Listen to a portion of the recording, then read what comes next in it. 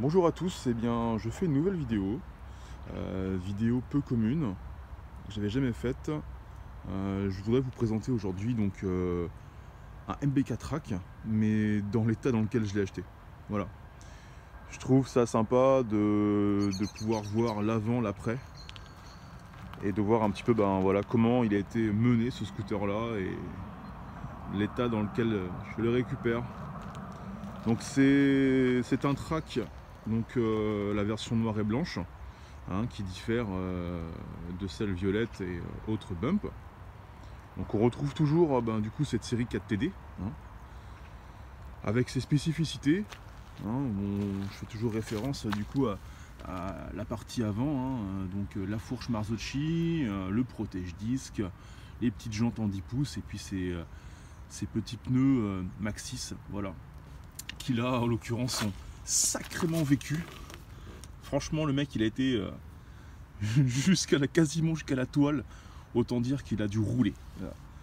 Il a dû rouler. Donc j'insiste bien, hein, pour ceux qui seraient intéressés par ces séries là, surtout faites bien attention concernant la fourche avant.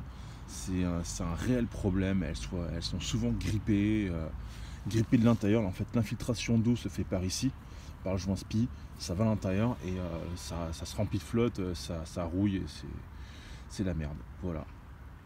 Donc on retrouve ce fameux bec de canard, hein, spécifique au modèle Cross. Donc il est dans un état, il a été repeint, on voit bien en dessous il est noir en dessous, il a été repeint à l'arrache par un sagouin là, je sais pas qui a fait ça, mais bon bref. Voilà.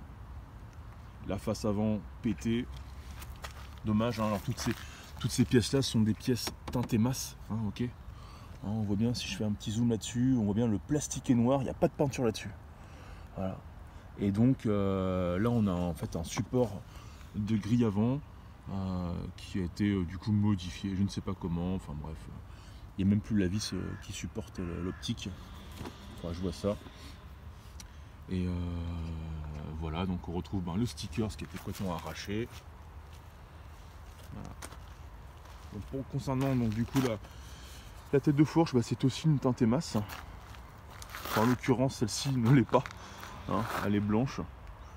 C'est une pièce noire peinte en blanc, donc rien à voir avec une pièce de track d'origine. Voilà.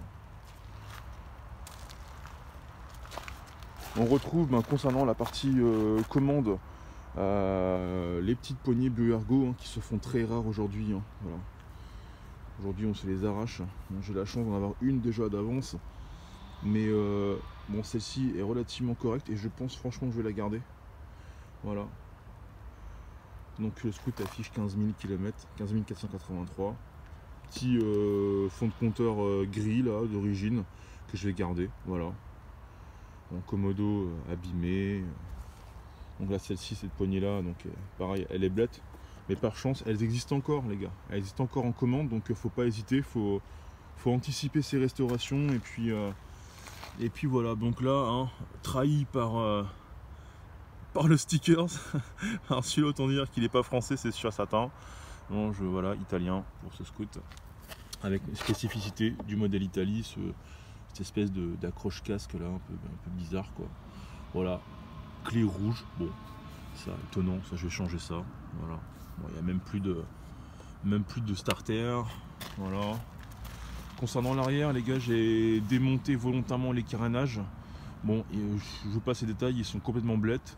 Il y en a un qui est noir brillant, qui n'est pas d'origine. L'autre côté, il est complètement rayé, donc aucun intérêt là-dessus. La pédale de kick n'est pas d'origine. Bon, fort heureusement, la béquille, elle, l'est. Le petit amortisseur, étrangement, est en super état. Voilà. Franchement, honnêtement, c'est incroyable. Il y a quasiment encore le stickers d'origine dessus. Il est vraiment pas abîmé. Il va pas nécessiter une grosse restauration celui-là. Cet amortisseur là, vraiment dans l'état, un petit coup de nettoyage à l'essence et ce sera parfait. Bon, le pneu arrière, hein, c'est pareil. Je pense que le mec devait être un maniaque des burns. Parce que là, franchement, pour aller jusqu'à la tôle comme ça, sur un pneu cross, hein, j'insiste bien, mec est chaud quoi. La selle, donc spécifique aussi au modèle. Donc celle noire et blanche, qui est relativement en bon état également.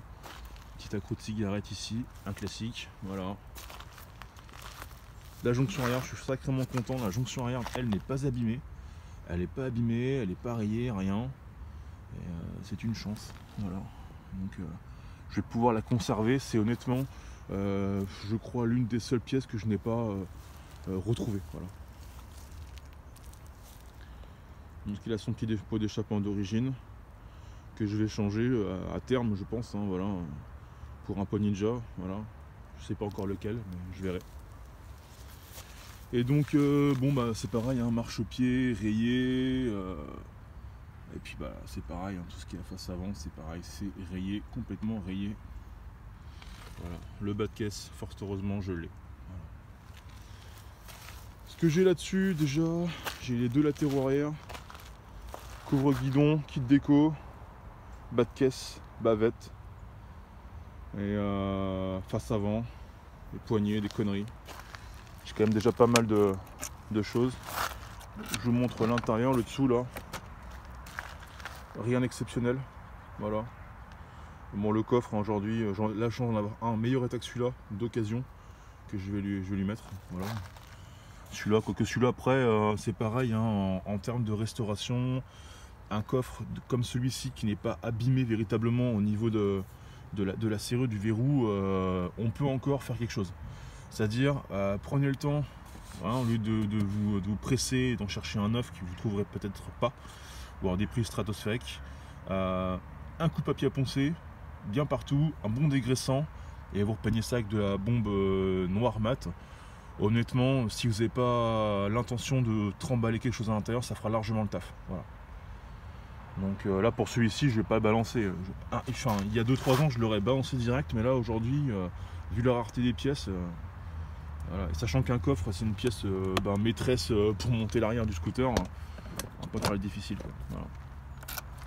Donc voilà, bon, forcément, il démarre pas, hein, il démarre pas. Ça sert à rien que je kick. J'ai essayé hier, rien à voir. Donc, concernant la face avant, c'est blette, voilà. Donc voilà un petit peu cette première vidéo de ce track qui est du coup le dernier des crosses qui me manquait.